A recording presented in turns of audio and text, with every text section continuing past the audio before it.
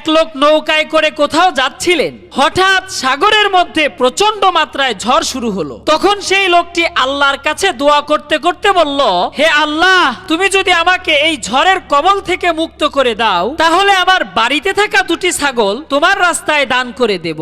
ঝড় হচ্ছে আর হচ্ছে, এরপরেও ঝড় থামছে না। তখন লোকটি আবার বলল, হে আল্লাহ, আমার বাড়িতে দুটি গরু আছে, সেখান থেকে সবচাইতে সুন্দর আর বড় গরুটা তোমার রাস্তায় দান করব। তবুও তুমি এই বিপদ থেকে মুক্তি দান করো, এবার ঝড়টা একটু থামাও। কিছুক্ষণ পর ঝড় থেমে গেল। লোকটি নিরাপদে বাড়িতে চলে গেল। দিন যায় রাত যায়, এভাবে অনেক দিন কেটে গেল, কিন্তু সেই লোকটি গরু অথবা ছাগল কোনোটাই আল্লাহর রাস্তায় দান করে না। তখন এলাকার লোকজন তাকে জিজ্ঞেস করলো, তোমার না আল্লাহর রাস্তায় ছাগল এবং গরু দান করার কথা ছিল?